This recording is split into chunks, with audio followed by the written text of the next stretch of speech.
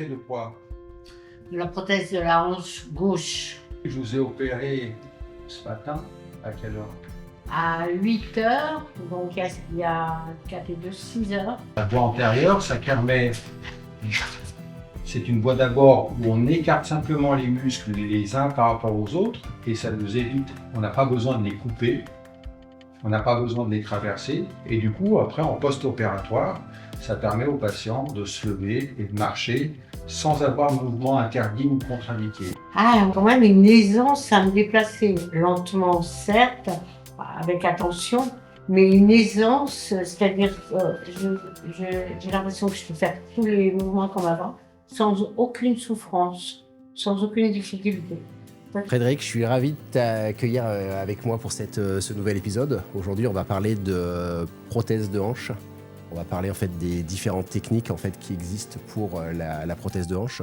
On va surtout parler de la voie que toi tu utilises au quotidien, donc la voie antérieure. Tu vas nous expliquer les avantages, tout ça. Donc tu es chirurgien orthopédiste à la clinique Elsan à Saint-Martin-d'Air. Tu exerces depuis quelques années. Tu as toujours exercé 2003. D'accord. Toujours ici à Elsan ou tu étais autre part? Alors, c'est la clinique Beldon qui appartient au groupe Elsan. Ouais. Elsan, je ne sais pas exactement comment ça se prononce, qui a racheté la clinique en 2020 ou 2021. Ouais. Ok. Ce que je propose, c'est qu'on attaque tout de suite le sujet. C'est quoi une prothèse de hanche? Alors, la hanche, qu'est-ce que c'est? C'est une articulation qui rejoint... je peux montrer ça? Ouais, bien sûr. C'est une tête du fémur qui est ronde, qui est à peu près hémisphérique, et qui s'emboîte dans une cavité, comme ça, qu'on appelle l'acétabulum, et qui a donc 1 degré de rotation, qui bouge dans tous les sens, et qui donc relie le fémur, le membre inférieur, avec le bassin. Donc c'est ça l'articulation de la hanche. Ok. Pourquoi on vient en fait avoir des problèmes à cette articulation? Qu'est-ce qui se passe? Quels sont les problèmes qu'on peut rencontrer? Donc c'est une articulation comme beaucoup d'articulations, et surtout les articulations qui sont portantes, c'est-à-dire le genou, la hanche, développent de l'arthrose. C'est les grosses articulations qui développent de l'arthrose. Et qu'est-ce que c'est l'arthrose? C'est le cartilage qui s'use pour différentes raisons. Donc dans une articulation où il y a 2 pièces qui sont en contact l'une de l'autre, les surfaces osseuses de la tête du fémur et la surface osseuse de l'acétabulum est recouverte de cartilage. Et l'arthrose, tout simplement, c'est l'usure du cartilage. Donc ça se fait avec le temps. Et puis ça se fait aussi parce qu'il y a des maladies inflammatoires qui vont dégrader le cartilage et qui fait qu'il y a des patients qui vont avoir de l'arthrose même à un âge assez jeune et d'autres qui vont attendre 70 ans, 80 ans pour développer de l'arthrose. D'accord. Et la seule solution, donc aujourd'hui, quand les patients ont de l'arthrose et que l'os est trop abîmé, c'est on retire et on met une prothèse? Donc ça, c'est la solution radicale, définitive, le traitement final de l'arthrose, c'est de mettre une prothèse qui va remplacer les surfaces articulaires. Et c'est le traitement définitif. Quand l'arthrose est débutante, qu'il y a des débris de cartilage, des débris de dégradation de cette articulation, ça développe des réactions inflammatoires qui vont générer la douleur. Et quand ça commence à arriver, cette arthrose, et que le patient est jeune, on va ne pas proposer en première intention la mise en place d'une prothèse. On va d'abord donner un traitement médical antalgique, anti-inflammatoire, une prise en charge de rééducation pour améliorer, essayer de faire perdurer cette fonction et de faire passer ces caps évolutifs d'arthrose. Parce que l'arthrose, ce n'est pas une maladie linéaire qui survient de façon régulière au fil des années. Il y a des poussées inflammatoires et en fonction de ces poussées inflammatoires, de l'intensité, de la durée de ces poussées inflammatoires, on peut traiter médicalement le patient. Ça calme cette poussée inflammatoire et après, le patient peut reprendre une vie fonctionnelle tout à fait normale, même si la hanche commence à se dégrader. D'accord. Et il y a des indicateurs qui font que vous décidez de mettre une prothèse ou c'est vraiment clinique parce que le patient n'arrive plus à marcher ou alors on va mesurer avec un scanner, avec une radio, avec quelque chose pour dire là, en fait, il n'y a pas le choix, il faut le faire. C'est une très bonne question parce que c'est souvent ce que nous demandent les patients quand ils nous apportent une radio. Et alors, docteur, est-ce qu'il faut opérer rapidement ou pas? Donc, ce qu'on dit assez fréquemment, et je ne suis pas le seul, je pense, je dis on n'opère pas des radios, on va opérer un patient qui souffre, qui a mal, et en fonction du retentissement sur le quotidien du patient ou sur ses activités de loisirs, c'est en fonction de ce retentissement qu'on va poser l'indication d'intervention. C'est la réunion de plusieurs symptômes, de plusieurs indicateurs qui vont conduire à déterminer une indication opératoire. Mais après, il y a quand même des critères objectifs. Et là, le médecin, le spécialiste, il va dire « Ah ben là, moi, je vais vous encourager à prendre la décision opératoire. » Par exemple, une amyotrophie, c'est-à-dire que il y a des patients qui ne se rendent pas bien compte qu'en fait, ils boitent depuis longtemps, qu'ils utilisent moins bien le côté qui a de l'arthrose. Donc, ils ont une atrophie musculaire qui passe plus ou moins inaperçue parce que le patient, il ne se rend pas forcément bien compte de ça. Donc, il a une atrophie du quadriceps, une atrophie des muscles fessiers. Donc ça, nous, on va pointer cela et puis on va vous dire, mais regardez, vous êtes en train de perdre une masse musculaire. Et donc, ce serait peut-être le moment de penser à la chirurgie. Et puis, il y a aussi l'examen clinique où on va trouver que les amplitudes articulaires se sont limitées, se sont restreintes. Mais ça, souvent, le patient, il en parle aussi. Il a du mal à mettre ses chaussettes, à se couper les ongles des pieds. Il a du mal à s'asseoir dans un canapé profond, confortable comme ici, parce que la hanche est en flexion et ça génère des douleurs. D'accord.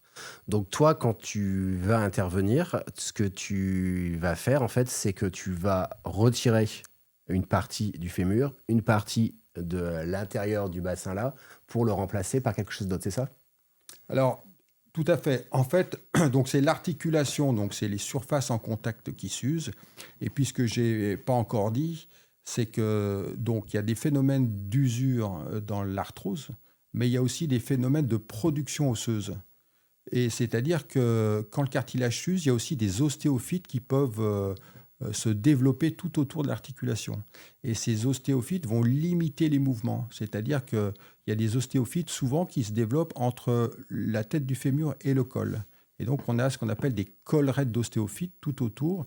Et ce qui fait que dans les mouvements de flexion et de rotation de la hanche, ça vient en contact devant, ça vient en contact derrière et ça génère des douleurs et des raideurs. Ça va faire un petit bourrelet osseux, c'est ça? Voilà, c'est un bourrelet osseux, exactement. Et du coup, quand on met une prothèse de hanche, on va enlever la tête du fémur et on va enlever par la même occasion ces bourrelets osseux qui sont au niveau de la tête du fémur, mais qui existent aussi en périphérie de tout l'acétabulum. Et ça, il faut bien les enlever pour redonner le maximum de souplesse sur tous les muscles qui sont devant et derrière la hanche et qui participent au mouvement de la hanche, de l'articulation. Donc là, sur ton os, quand tu parles du col du fémur, c'est quelle partie? Si on prend que le fémur, là, la petite boule au bout, le petit trait et le petit truc qui monte. Donc la tête du fémur, c'est un 2/3 de sphère. Ouais. Et le col, c'est la partie anatomique qui relie la tête au fémur. D'accord. Donc, bien sûr que le col du fémur fait partie du fémur, mais donc ce col du fémur, c'est la partie en fait extramédulaire. Alors, je m'avance un petit peu, c'est quand on va mettre une prothèse, il y aura une prothèse de hanche, il y aura une partie dans le fémur, intramédulaire, dans le canal médulaire, et puis il y aura une partie extramédulaire, c'est-à-dire la zone de fixation de la tige fémorale, qu'il faudra également respecter pour redonner une morphologie de hanche qui se rapproche de l'anatomie du patient. Donc toi, pareil, on avance un petit peu, mais en gros, tu vas couper tout autour. Voilà, donc on va déterminer selon une planification opératoire le niveau de coupe du col du fémur pour pouvoir rentrer dans le fémur une tige fémorale. Ouais. Et sur cette tige fémorale, on va mettre une tête. C'est-à-dire que, par exemple, je vous montre là, puisqu'on en parle, voilà, ça, avant, c'est comme ça. Il y a la tête du fémur, qui est comme ça. On va planifier le niveau de coupe pour enlever la tête et pouvoir avoir accès au canal médulaire et rentrer une prothèse. Et sur cette prothèse fémorale, on va mettre une tête qui va reproduire l'emplacement de la tête anatomique du patient avant qu'elle soit usée. Ok, donc en fait, pour ceux qui nous écoutent, on coupe vraiment bien à la base du col. Là, tu disais planifier, c'est-à-dire que tu vas planifier. Tu vas, toi, avec les radios et les scanners, se dire je vais couper là, ou tu te fais aider, parce que j'ai eu la chance de venir voir au bloc. Tu tu as un outil d'intelligence artificielle qui va aussi t'aider, c'est ça? Voilà, donc maintenant on a des outils précis, de plus en plus précis. Auparavant, on faisait des planifications sur une radio simple, c'est-à-dire dans un seul plan. On avait un calque qui simulait la taille la plus adaptée à la partie du fémur, au niveau de la tête, et on disait on va couper à peu près par là. Maintenant, on peut faire passer des scanners avec des reconstructions 3D pour pouvoir faire une chirurgie la plus adaptée à la morphologie du patient. Et le scanner 3D va nous donner plein de références de longueur du col dans les 3 plans de l'espace, c'est-à-dire dans le plan de face, mais aussi dans le plan horizontal, parce que le col du fémur, il regarde vers l'avant du patient. Et donc, va nous donner tout un tas d'indicateurs pour se dire il faut couper à quelques millimètres de là, et par rapport à des repères osseux que nous, on a en péropératoire. On va se référer à ces repères osseux pour reproduire notre planification 3D. On essaye maintenant de faire une chirurgie sur mesure pour chaque patient. Quand tu dis sur mesure, c'est-à-dire que vous allez vraiment l'adapter au patient, justement avec cet outil que vous avez. On essaye vraiment de reproduire l'anatomie d'une hanche, c'est-à-dire que quand on a un centre de tête de rotation, et puis il y a tous les muscles fessiers qui sont accrochés sur le grand trochanter, sur le petit trochanter aussi qui est là derrière. Et donc la tension musculaire, on va essayer de ne pas la modifier par rapport à la prothèse, entre l'anatomie du patient et la prothèse. Il faut qu'on redonne ce qu'on appelle le bras de levier, qui est le bras de fonctionnement des muscles fessiers tout autour de la hanche. Pourquoi tu ne veux pas le modifier? Parce que les muscles se sont développés en fonction de l'anatomie osseuse du patient au cours de la croissance et au cours du développement de sa vie sportive ou autre. Et donc, quand il y a une partie de l'articulation qui est usée et qu'on met une prothèse, idéalement, il faut reproduire le fonctionnement musculaire, c'est-à-dire le moteur de l'articulation, que sont les muscles qui sont tout autour de la hanche.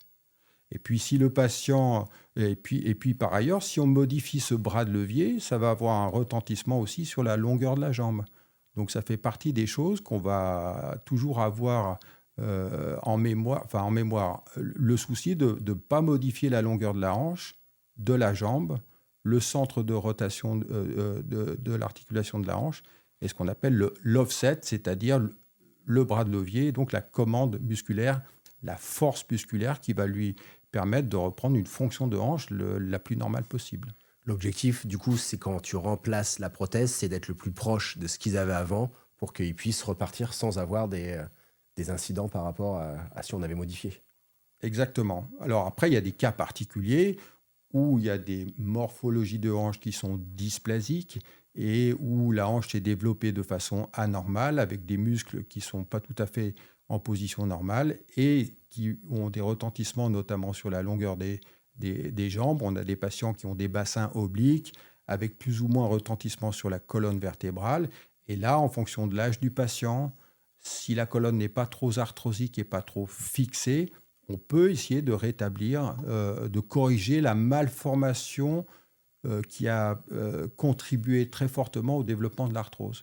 Donc ça, il y a des cas où on va modifier volontairement l'anatomie fonctionnelle de la hanche du patient qui a fait que cette hanche s'est développée vers l'arthrose, notamment chez les patients jeunes, pour redonner une meilleure fonction de hanche. Est-ce qu'on peut préciser quand tu dis jeune, parce que je pense qu'on n'a pas tous la même notion de jeune quand on parle de prothèse de hanche. Vaste débat.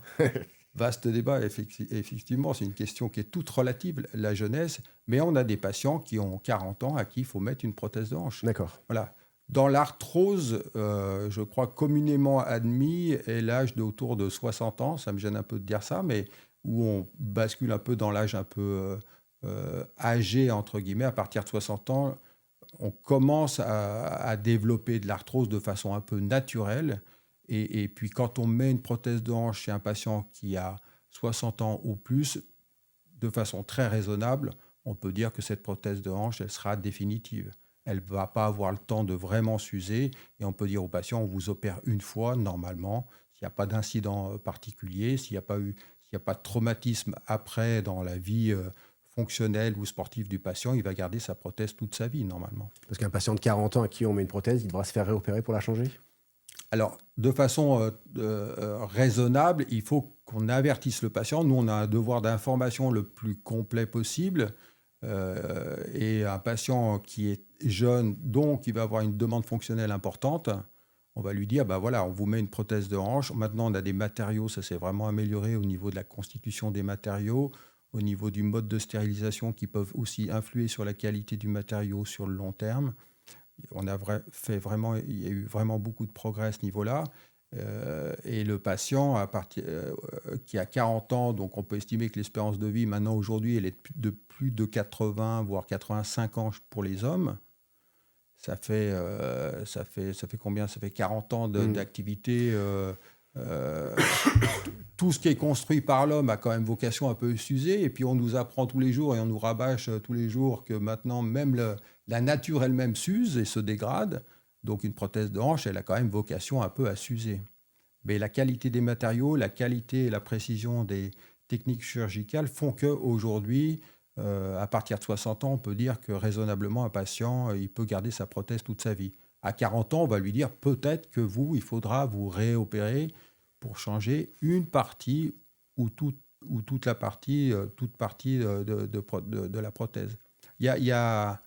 Je devance la question suivante, c'est-à-dire qu'est-ce qui s'use dans une prothèse? Il y a le couple de frottement qui s'use dans une prothèse, comme l'articulation. Tout frottement crée un échauffement, crée des modifications du matériau, du cartilage. Ben, ça peut créer des modifications du matériau de la prothèse, qui a vocation un peu à s'user.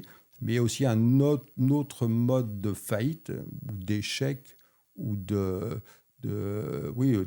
au final de faillite de fixation. C'est la fixation de la prothèse.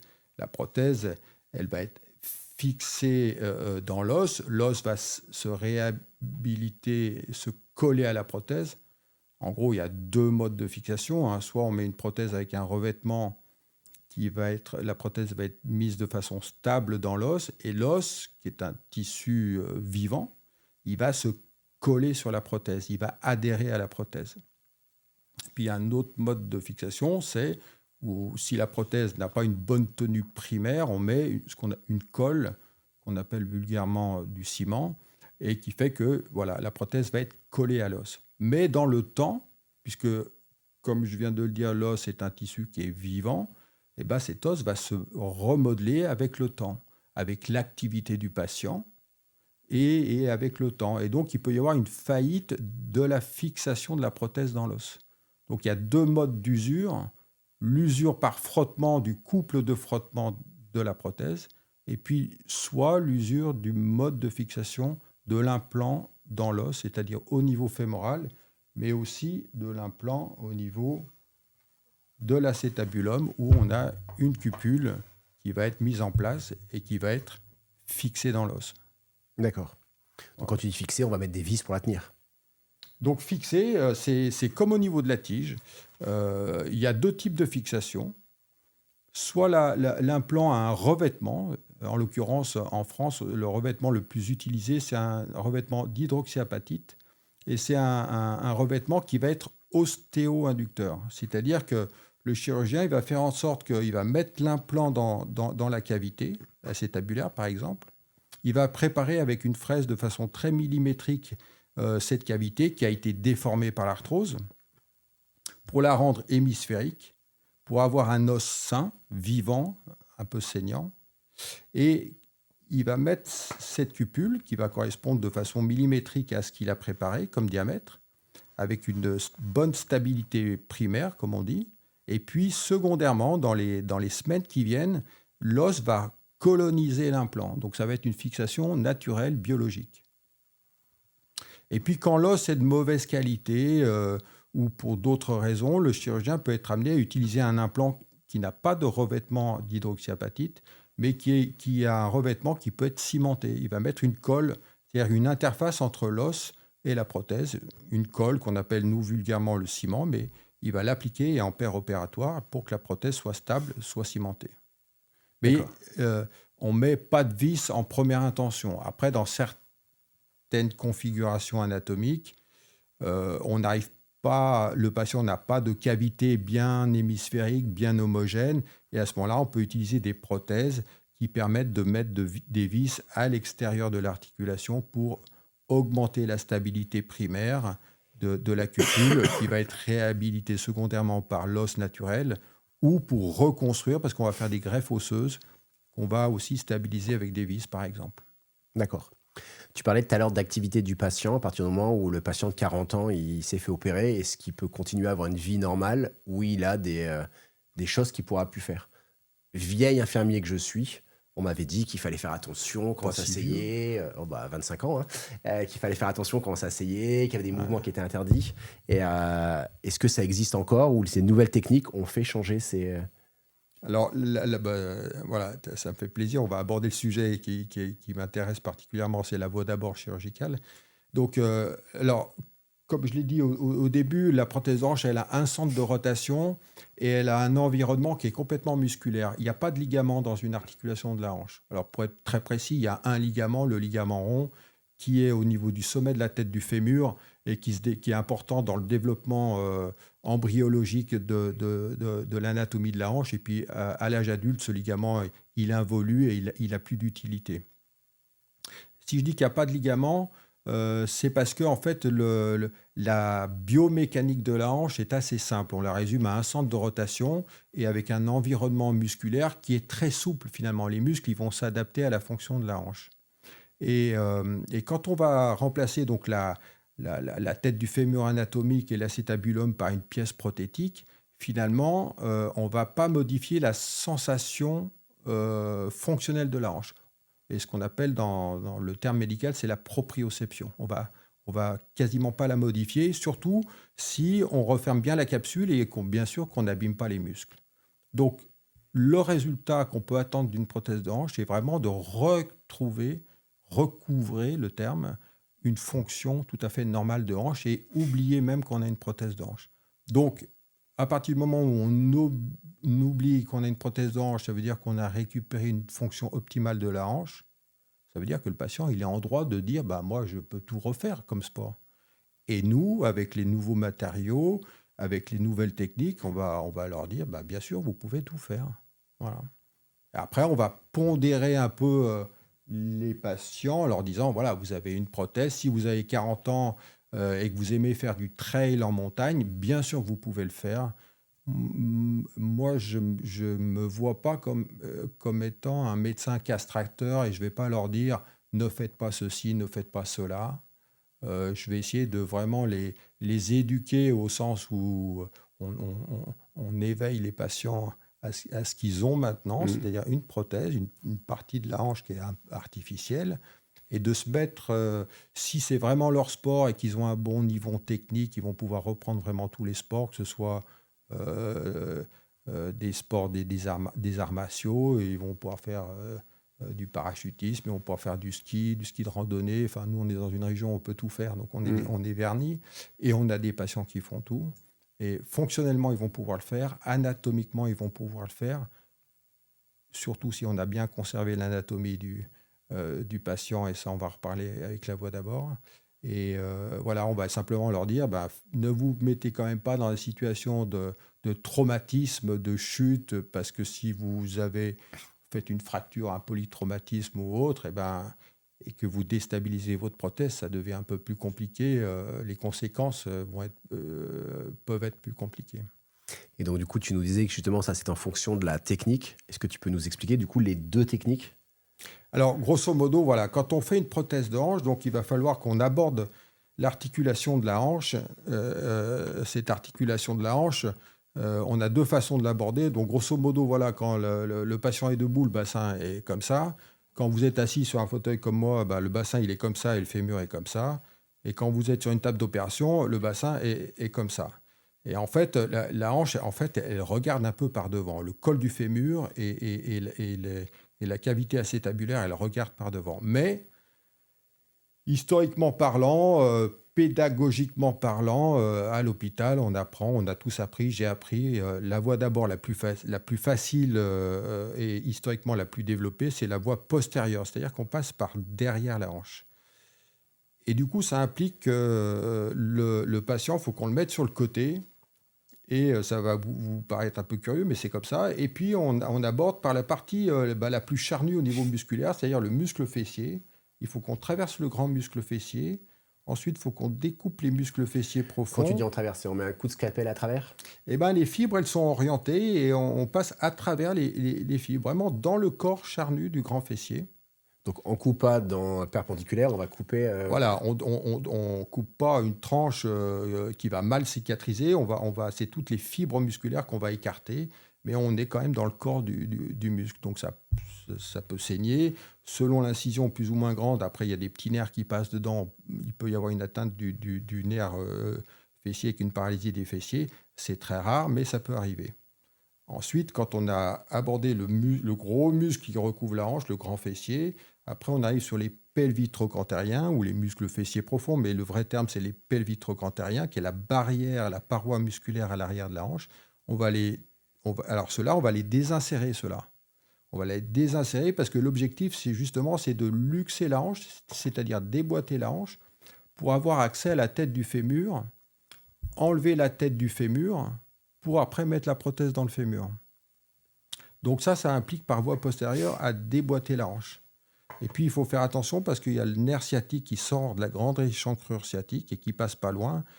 Voilà, donc c'est la voie d'abord princeps parce que en découpant les muscles, on a accès à la tête du fémur qui sort un peu de la plaie et c'est comme ça que se sont pratiquées les prothèses de hanche quand la hanche s'est développée. Et ça s'est pratiqué parce que c'était la technique la plus simple ou parce que c'était la seule qu'on connaissait à l'époque? Alors, c'est une bonne question. Maintenant où moi je suis passé sur la voie d'abord antérieure, je me demande pourquoi, jusqu'à encore peu de temps à l'hôpital, vraiment on continue à faire cette voie d'abord qui est assez agressive sur le plan musculaire finalement. Et en fait, ce qu'il faut se rendre compte, c'est que les outils chirurgicaux qu'on utilise au bloc opératoire, ce qu'on appelle les ancillaires, c'est-à-dire tous les outils, les outils ce qu'on appelle les écarteurs, qui vont maintenir les chairs écartées, tous ces outils-là étaient grossiers au départ. Et ils se sont développés au fur et à mesure que la chirurgie se développait. Donc au départ, on avait des outils qui étaient larges, qui étaient volumineux, et du coup, il fallait avoir des voies d'abord. C'est pour ça que ce qu'on disait avec un peu d'ironie au bloc opératoire, quand on était étudiant, grand chirurgien, grande cicatrice. Et il faut rentrer les outils. Il y avait plusieurs aides opératoires, donc il faut que chacun puisse voir. Chacun tient son outil pour écarter l'articulation. On faisait des grandes incisions. Et puis maintenant, avec le développement de tout, finalement, on essaye d'être plus économe en termes d'incision. On fait des incisions plus petites. On a développé des outils plus adaptés, plus ergonomiques, qui vont être moins agressifs pour ce qu'on appelle les parties molles, c'est-à-dire les tissus, les muscles, bien sûr ne pas abîmer les nerfs, les vaisseaux. Donc on a diminué, on a affiné, travaillé plus sur l'ergonomie de ces outils-là. Et puis, dans le même temps, les prothèses se sont... Pareil, le design des prothèses s'est affiné, s'est amélioré. Les prothèses sont moins volumineuses et du coup, tout ça fait que les incisions se sont réduites. Et puis après, on s'est dit, mais finalement, pourquoi on coupe les muscles ? Et du coup, des chirurgiens se sont mis à développer la voie antérieure, c'est-à-dire on passe par devant. Donc par devant, il y a bien sûr tous les muscles de la cuisse qui sont également devant. Mais à ce moment-là, on ne va pas les couper ou les traverser, puisqu'il y a 4 muscles de la cuisse qui s'accrochent tout autour du bassin. On va les écarter les uns par rapport aux autres. On va mettre donc des écarteurs, un écarteur pendant toute l'intervention. Et sous ces muscles-là, il y a la capsule de l'articulation, et on va ouvrir l'articulation, et on va couper le col du fémur sans déboîter la hanche. Donc là, ce qui se passe, c'est que vous allez zigzaguer entre tous les muscles avec les écarteurs, c'est que vous allez les écarter petit à petit. C'est un peu ce que je vous montrerai sur la photo pour ceux qui nous regardent sur YouTube. C'est que vous allez vraiment zigzaguer entre les muscles pour écarter les muscles et puis les couper. C'est ça. C'est ça. Le muscle tenseur du fascia lata, pour ne pas le nommer, on va le pousser en dehors. Le droit antérieur et le sartorius, on va le pousser en dedans. On va mettre un écarteur pendant toute l'intervention. On va découvrir la capsule articulaire qui recouvre l'articulation devant. on va inciser la capsule articulaire, on va l'ouvrir, on va bien sûr la conserver parce qu'à la fin de l'opération, on voudra la suturer. Quand tu dis la capsule, c'est un petit sac qui va être autour de l'articulation?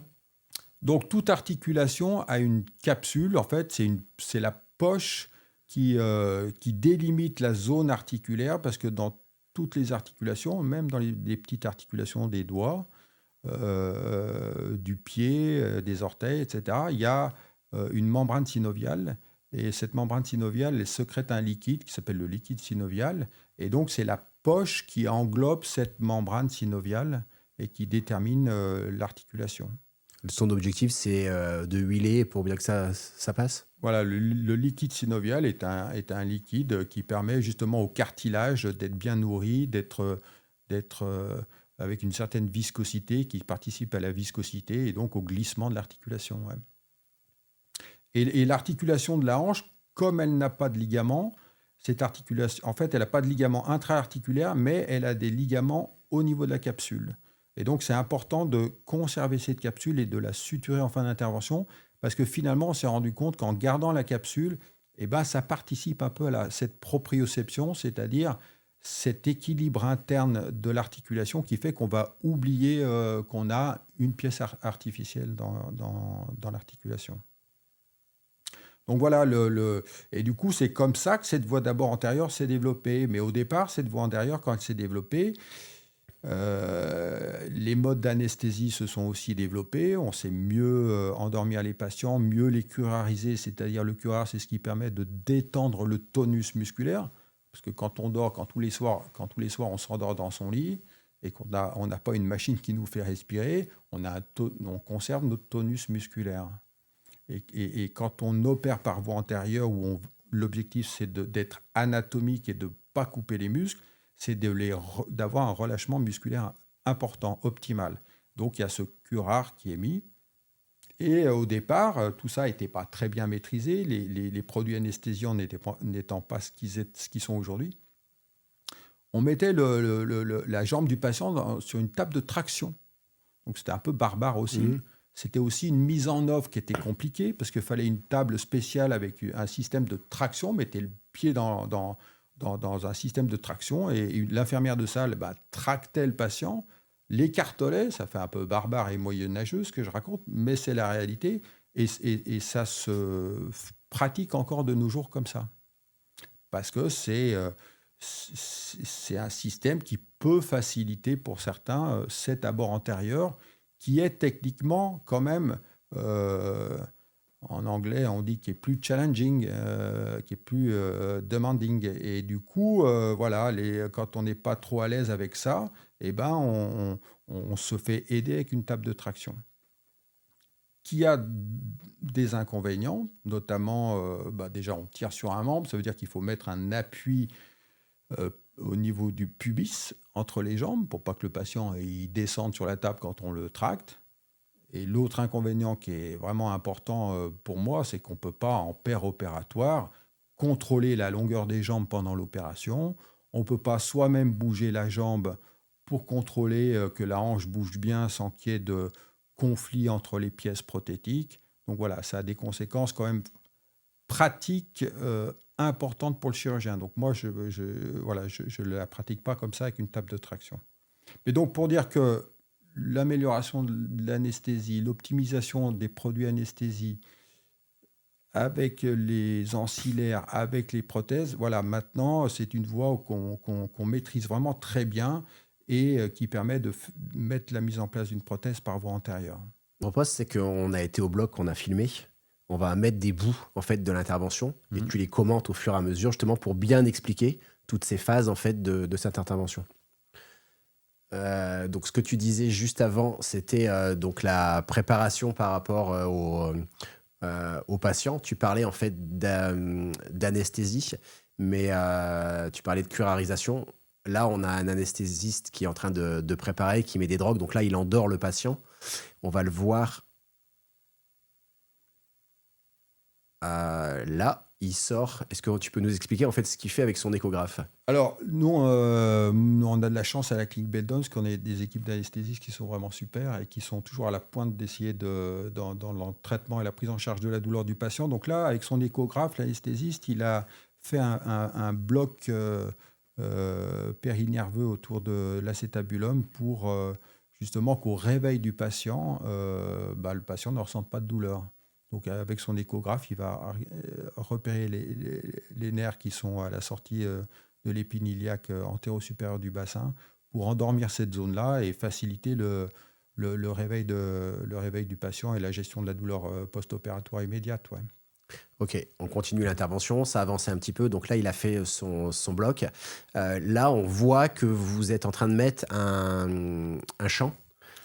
Le champ, quand on regarde la télé, on a l'habitude que les champs soient bleus ou d'une autre couleur, mais Bleu qui ou vert. soient opaques.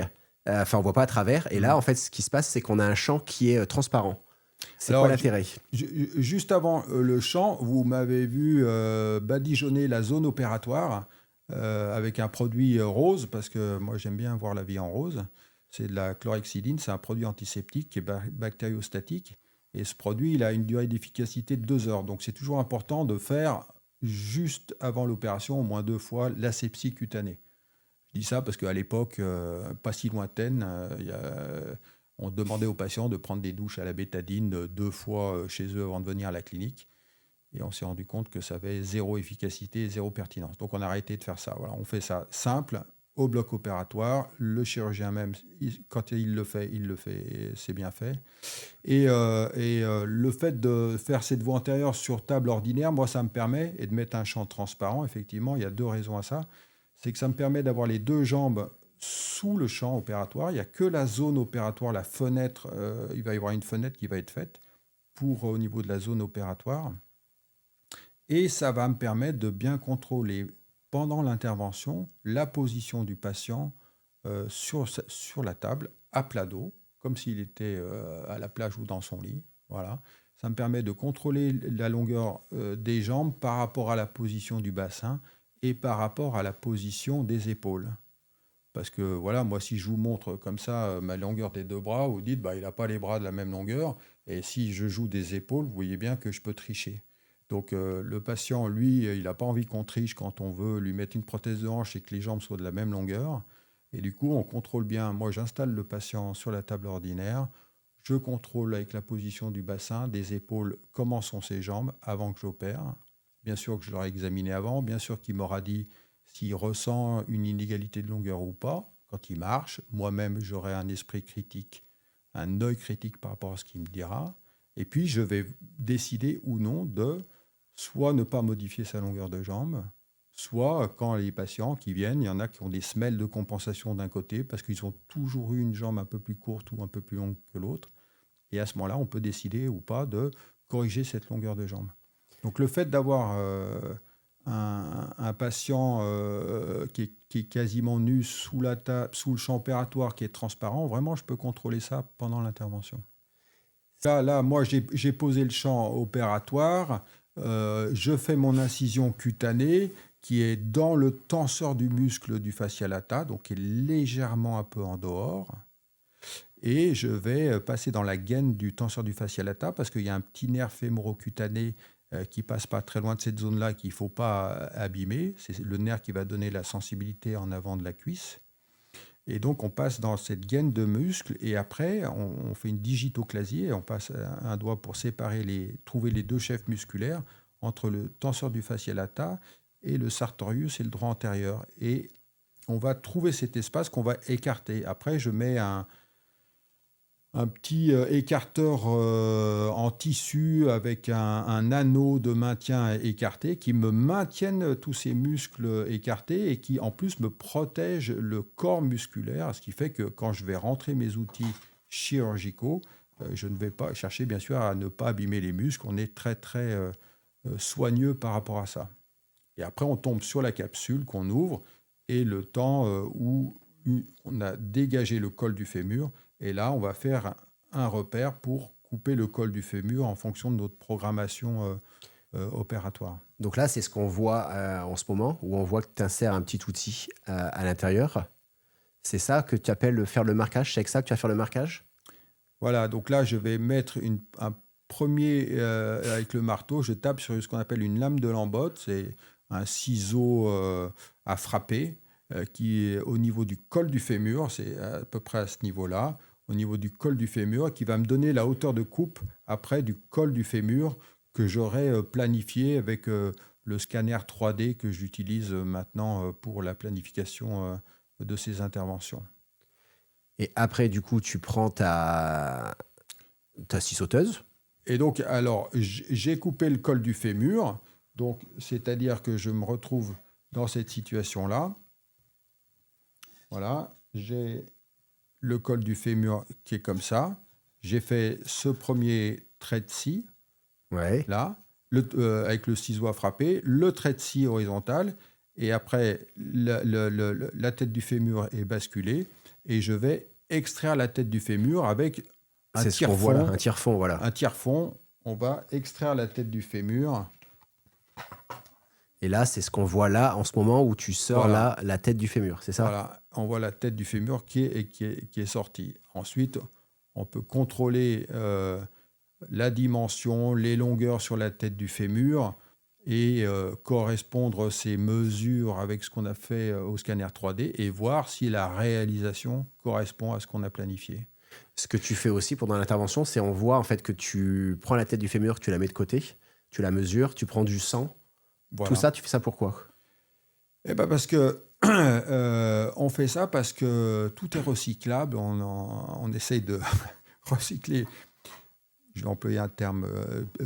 Les déchets, c'est pas un déchet, mais voilà, c'est une sorte de don d'organes en fait.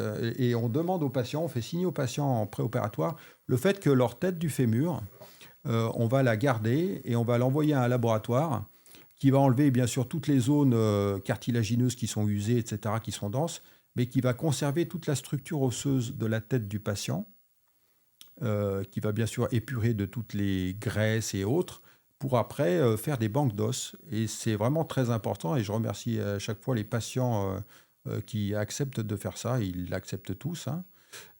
Parce que nous, après, quand on a justement soit des hanches avec des morphologies particulières où il faut reconstruire de l'os, on se sert de ces trames osseuses qui n'ont pas besoin d'être histocompatibles, donc il n'y a pas d'examen sanguin d'histocompatibilité à faire, mais on se sert de ces trames osseuses qui sont travaillées en laboratoire pour après faire ce qu'on appelle vulgairement des greffes osseuses, mais c'est en fait, le laboratoire nous refait la trame osseuse et l'os même du patient va réhabiliter plus rapidement, plus facilement ces coins osseux, ces têtes de banque. Voilà. Donc c'est important, ouais. Une fois que tu as fait ça, on te voit en fait prendre un autre outil, un genre de fraiseuse là, un peu ronde. Elle va servir à quoi? Voilà, alors là, je passe peut-être un peu rapidement effectivement sur la vidéo, mais ce porte-outil, vous voyez qu'il est designé en fait. Il a un petit angle et c'est typiquement ce que je disais tout à l'heure, c'est-à-dire que c'est l'ergonomie des outils chirurgicaux. Donc là, c'est tout bêtement une fraise qui est mise sur un manche, qui tourne, et on va, cette cavité-là, l'acétabulum qui est déformé, qui est usé par l'arthrose. Donc il y a des zones osseuses qui sont très denses. La cavité, elle n'est plus hémisphérique. Et nous, on va mettre une cupule qui va être hémisphérique.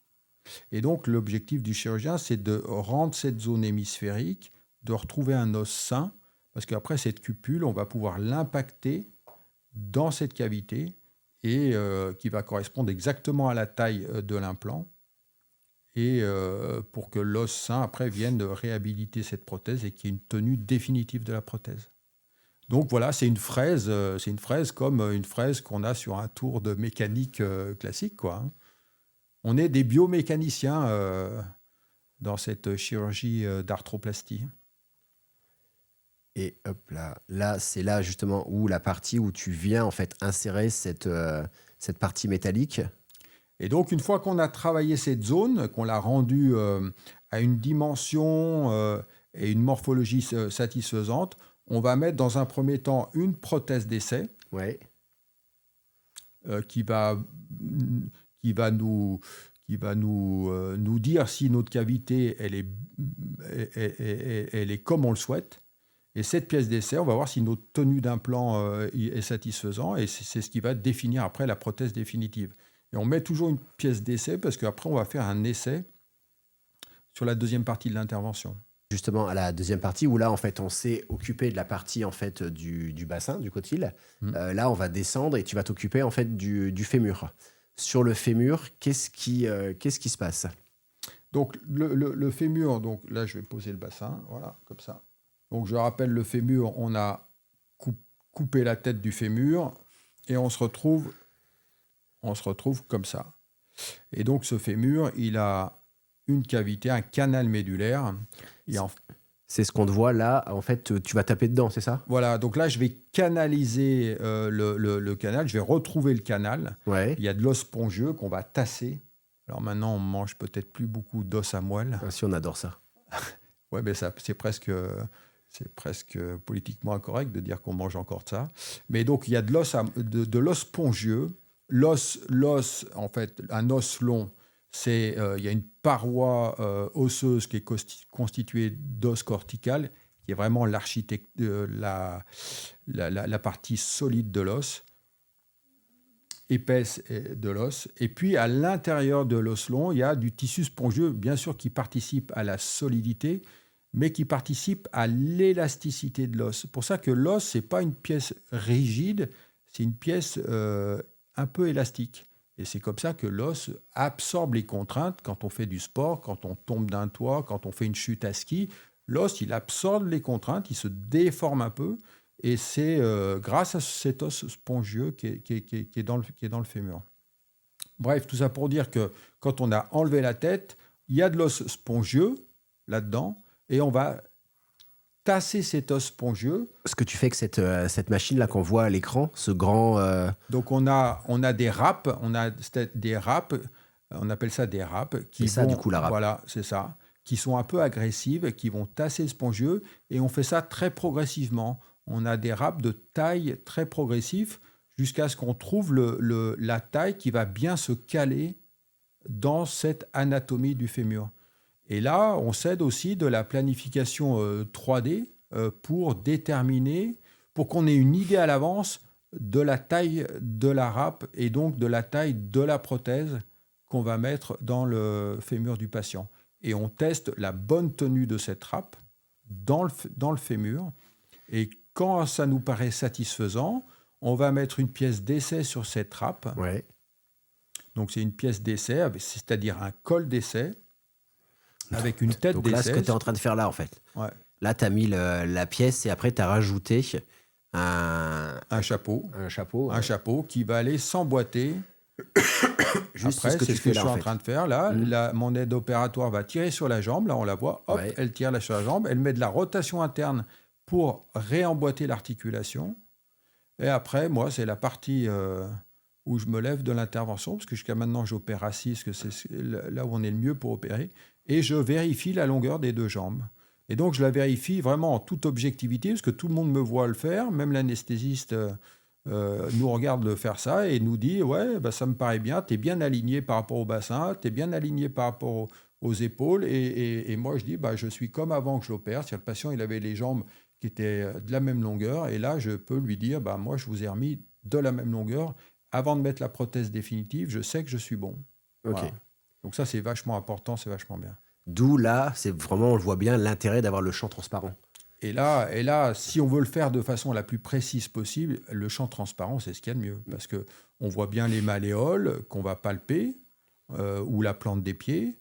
Une fois de plus, on voit bien le bassin, s'il est bien à plat, si on ne l'a pas bougé pendant l'intervention ou pas. On voit bien les épaules du patient. C'est comme quand on vous examine dans la salle d'examen, on vous voit en totalité et on est à peu près sûr de ce qu'on fait. Donc, une fois que tu as vérifié que tout est bon, là, en fait, tu donnes la consigne à l'infirmière de bloc pour aller chercher la bonne prothèse, c'est ça? Voilà, donc là, j'ai la prothèse d'essai qui est dans le bassin, la cupule acétabulaire. J'ai la prothèse d'essai que j'ai dans le fémur, c'est-à-dire la tige fémorale. Donc là, je vais dire à l'infirmière de salle, on va mettre cette taille de cupule, on va mettre cette taille de tige. Et j'ai encore un élément sur lequel je peux jouer, c'est-à-dire la longueur du col fémoral, parce que sur cette tête, j'ai 2 longueurs de tête, c'est-à-dire l'enfoncement de la tête plus ou moins. Donc, je peux encore jouer de quelques millimètres sur différentes profondeurs de tête. D'accord. Voilà. Et je détermine tout ça à ce moment-là. Les 3 éléments constitutifs d'une prothèse de hanche, c'est la partie fémorale qui est dans le fémur, la partie du bassin, de la cupule qui est dans le bassin, et puis il y a la pièce de jonction des deux, c'est-à-dire la tête qui se met sur la tige fémorale. Donc en fait, il y a 3 parties dans une prothèse de hanche. Voilà. Et une fois que ces 3 parties sont mises en place, quand on a déterminé que les pièces d'essai, ce qui nous va très bien, ce qui correspond très bien au patient, on prend les prothèses définitives qu'on implante. Et puis après, eh ben voilà, on lave bien l'articulation, on va infiltrer aussi, je pense que tu vas le montrer après. Donc là, on voit en fait le moment où tu changes toute cette prothèse. Et on va passer, hop là. Ouais, on met la prothèse définitive.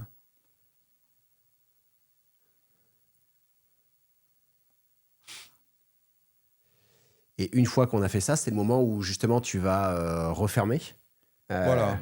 Donc, en fait, on a incisé qu'une seule chose, c'est la capsule articulaire du patient. Donc là, on va resuturer cette capsule.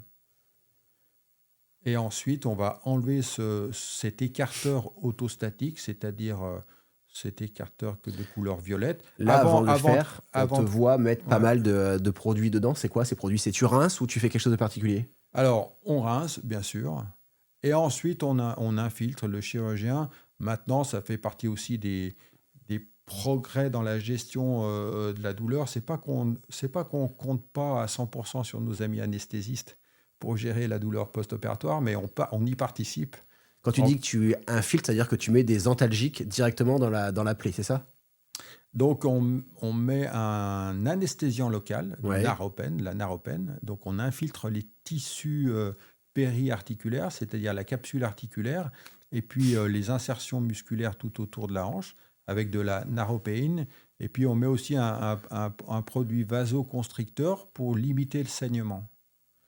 Et ça nous a vraiment... Ça a transformé les suites opératoires du patient qui, normalement, en salle de réveil, il n'y a pas on dit salle de réveil, ils ne sont pas tous endormis, mais c'est la salle de suite post-opératoire où, quand l'anesthésie, soit locale-régionale, soit l'anesthésie générale se réveille, il peut y avoir un rebond de la douleur. Et ces infiltrations qu'on fait en péri-opératoire, en péri-articulaire, vraiment, le patient, il se réveille, il n'a pas ce pic de douleur qu'on pouvait avoir avant quand on ne le faisait pas. Donc là, ce qu'on voit sur la vidéo, c'est le moment où justement tu sutures la capsule, comme tu disais, c'est ça? Voilà, donc là, on va suturer le seul plan profond qu'on aura incisé, c'est-à-dire la capsule articulaire, parce que tous les muscles périarticulaires, on les a pas coupés, on les a pas abîmés. Donc là, on met un fil en profondeur pour fermer la capsule articulaire. Voilà. Et puis, une fois qu'on a fermé cette capsule, après, on va enlever cet écarteur autostatique maintenu par un anneau rigide. Et là, on voit très bien que les muscles directement sont repris. Voilà. Et là, les muscles recouvrent toute la plaie. Ouais. Et donc, vraiment, et il y a simplement cette petite aponévrose du muscle du tenseur du fascia lata qu'on a incisé pour décoller le corps charnu de l'aponévrose et justement protéger ce nerf fémoro-cutané et aller dans cet espace entre le muscle latéral de la hanche, le tenseur du fascia lata, et le droit antérieur et le sartorius, qui sont les muscles antérieurs de la hanche. Voilà.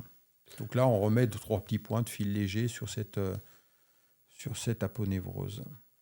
Donc là, on a vu la chirurgie, on a vu comment les indications. Concrètement, comment ça se passe après? Parce qu'on a opéré les gens, tu as opéré les gens, les patients. Moi, je me souviens, j'étais étudiant infirmier, encore une fois, il y a 25 ans, et j'avais des examens où j'avais Madame Martin, J30 de son intervention post-prothèse Ouais. de hanche. Ce qui est plus du tout le cas. Nous, on travaille ensemble avec Cicadom. On a très régulièrement des patients à toi, enfin pas très régulièrement, c'est quotidiennement des patients à toi qui sont opérés et qui, le soir même, rentrent chez eux. Donc ça, vraiment, oui, il y a vraiment eu depuis une dizaine d'années le développement de la chirurgie ambulatoire. On a vraiment démédicalisé au maximum les suites opératoires. Euh, la voie antérieure y participe pour beaucoup, puisque après, au patient, on lui dit on ne vous interdit aucun mouvement. Vous pouvez croiser les jambes, vous pouvez dormir sur le côté droit, sur le côté gauche, comme vous voulez. On ne va rien vous interdire. C'est selon votre confort, vous allez pouvoir rentrer chez vous et vous reposer au départ. Après une intervention, ça saigne toujours un peu, il y a une inflammation périopératoire. Le patient, il ne faut pas qu'il prévoie d'aller marcher en montagne pendant 10 heures dans la semaine qui suit, mais on va être pragmatique. Bien sûr que les consignes post-opératoires vont être un peu adaptées en fonction de l'âge des patients. Un patient qui est très âgé, qui peut avoir des troubles de l'équilibre pour différentes raisons, on va leur dire marchez tranquillement, prenez des béquilles pour sécuriser la marche et ne pas faire un faux pas et tomber. Mais il y a pas de médicalisation des suites en termes de mouvement après cette intervention par voie antérieure qui est strictement anatomique. On n'a pas affaibli toute la musculature, toute la paroi antérieure de la hanche, ni postérieure.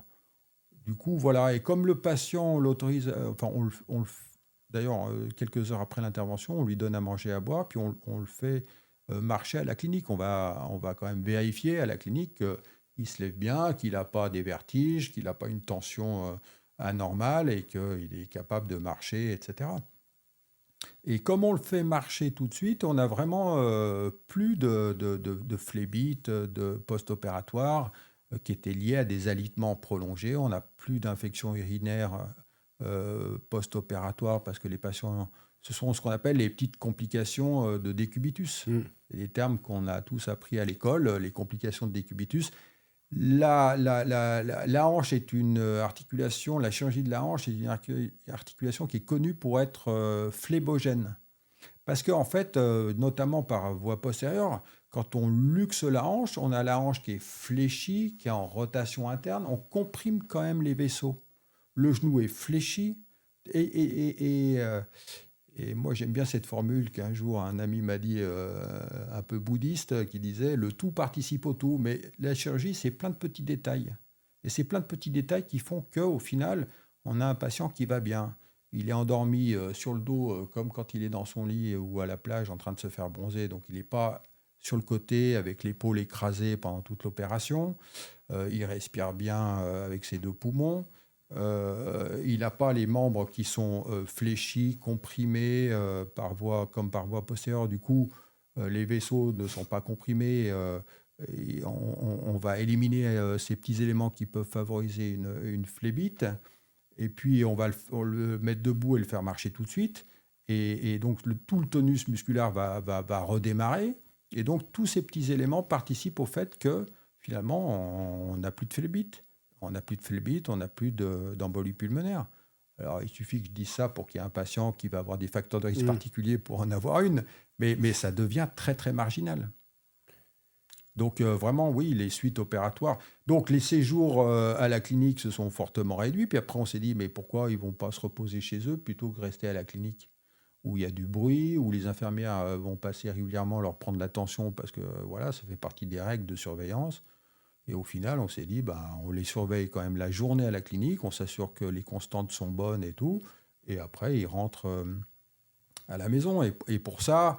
ça nous a permis justement de vraiment collaborer avec les équipes infirmières de ville, les infirmières libérales, et qui sont vraiment pour nous très importantes dans le suivi, parce qu'elles vont avoir déjà un œil objectif, un œil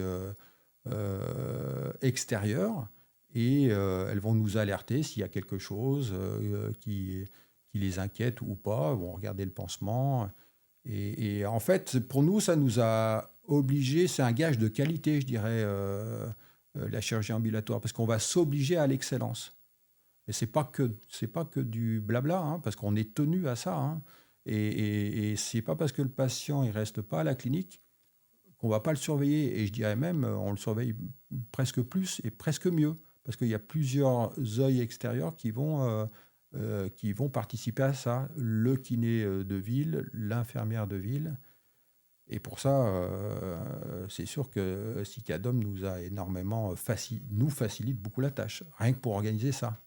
Et comment justement on a pu te faciliter la tâche? À quel moment en fait on intervient pour t'aider? Alors, c'est vraiment pas que des mots ce que je vais dire, parce que c'est du vécu. Et moi, les patients me le disent, vraiment. C'est-à-dire qu'il faut se rendre compte que quand même, la plupart des patients qu'on opère, ils ont plus de 70 ans quand même. La majorité, c'est entre 70 et 80 ans. Il y a beaucoup de patients qui se retrouvent un peu seuls chez eux, les patients vieillissants, et de leur dire on va les opérer, déjà on leur donne une information sur l'intervention, ça leur occupe les 3/4 du cerveau. Si en plus il faut qu'ils disent il faut que je me trouve une infirmière, comment je vais faire après avec mes médicaments et mon pansement, etc., etc. Et ben là on a une structure maintenant, Cicadom, comme Cicadom, qui va prendre tout cet aspect. Même en amont de l'intervention, elle va participer à l'éducation et à l'information du patient, qui va être même donnée par... comme ce n'est pas donné par le chirurgien, ça va être, je ne vais pas dire que ça va être mieux entendu, mais ça va être sorti du flot d'informations liées à l'intervention, et qui peut être un peu anxiogène parce que c'est le chirurgien, voilà, c'est la chirurgie. Donc moi, vraiment, c'est un plus qui est et pour ça que je fais beaucoup, je propose beaucoup la chirurgie, par défaut maintenant, la chirurgie ambulatoire, parce que je trouve que au final, c'est très bien organisé, les patients l'apprécient beaucoup, et donc ça simplifie la vie de tout le monde, quoi. Vraiment. Ok. Si tu devais conclure sur ça, qu'est-ce que tu dirais? Je dirais que la vie est belle, qu'on fait un métier formidable. On a de la chance. C'est super. On a de la chance. Non, c'est une intervention qui marche très bien. Moi, je suis vraiment content de faire cette chirurgie que j'adore. Moi, je suis passé à la voie antérieure il y a une petite dizaine d'années maintenant, et ça m'a changé ma façon de voir les choses, de planifier la hanche, de la réaliser. Ça m'a permis d'accélérer cette chirurgie en ambulatoire, parce que je fais ça en toute sécurité pour les patients, de collaborer avec les services infirmiers, et on fait intervenir quand même des kinés à la maison, parce que les personnes un peu âgées, plus ça avance en âge, s'ils ont un accompagnement pour se lever, pour les stimuler un petit peu, c'est toujours bien. Et donc, non, moi, c'est vraiment très sympa. Hein. La prothèse d'hanche a été qualifiée il y a quelques années de ça comme intervention du siècle, parce que c'est vrai que c'est une intervention qui marche bien. Et comme elle marche bien, il y a de plus en plus de patients qui se font opérer en espérant des très bons résultats. Donc, on a vraiment un devoir de donner un très bon résultat. Et donc, on a un devoir pour nous d'exigence, d'être précis, d'être le plus performant possible dans tous les domaines, c'est-à-dire de la voie d'abord, de la planification opératoire, de la mise en œuvre des soins post-opératoires. Voilà, c'est un devoir vraiment d'exigence, et on a des bons retours des patients, de ce côté-là, c'est sympa. Après, tu vas sûrement me poser la question, est-ce que la robotique va intervenir? Est-ce qu'elle intervient déjà? L'intelligence artificielle intervient déjà, nous, dans la proposition de la planification 3D.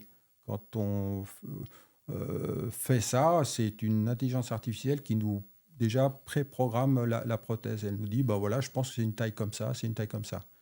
Pour l'instant, on se dit, on a encore un peu de marge, parce que nous, on modifie un peu les pré-planifications. Et ce qu'on réalise au bloc opératoire, à 90%, on s'en approche. Mais il y a toujours la sensation péropératoire, les tissus propres du patient, qui font qu'on va modifier un peu ce qui a été pré-planifié. Et tu penses qu'on arrivera un jour à une chirurgie comme dans la chirurgie du genou, qui est quasiment robotisée, avec des visées qui va les couper au bon endroit? Alors on le développe, on travaille là-dessus. Mais il ne faut pas oublier que la chirurgie du genou, parce que j'aime beaucoup cette chirurgie aussi, la chirurgie et la prothèse du genou que je navigue depuis plus de 20 ans, le bras robotisé, il arrive simplement à réaliser la coupe qu'a planifié le chirurgien en fonction de tas de paramètres qui sont définis par le chirurgien. Alors, c'est comme le robot qui peint votre voiture sur la chaîne Renault, là, c'est pas lui qui a designé la voiture ou qui a décidé de la couleur. Il le fait très très bien, il va le faire super bien. Donc, dans la prothèse du genou, ça se développe très bien. On va être très millimétrique quand on met la prothèse, etc.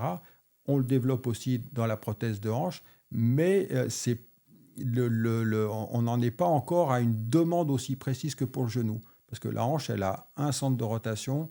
Le genou, c'est beaucoup plus compliqué. Et donc, chaque petite imperfection dans une prothèse de genou va s'additionner avec les autres. Et en gros, dans un genou, comme ça, il y a 6 coupes osseuses. D'accord. 6 coupes osseuses dans les 3 plans de l'espace.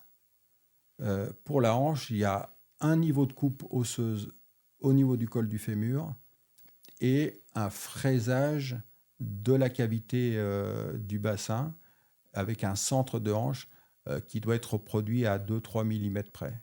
Donc voilà, on est moins en attente d'une précision qui va dans le genou. Si on fait une imprécision sur les 6 coupes osseuses et qui s'additionnent, on peut avoir après un écart important. Voilà. Ben, merci beaucoup. Merci à toi. Merci du temps que tu as passé à nous expliquer. Merci à tous de nous avoir écoutés. Si jamais vous souhaitez qu'on puisse avoir d'autres invités de ce calibre, n'hésitez pas à vous abonner, mettez un petit like, partagez-le. Vous avez forcément dans vos connaissances quelqu'un qui va se faire opérer ou qui s'est fait opérer d'une prothèse de hanche et que ça pourrait intéresser.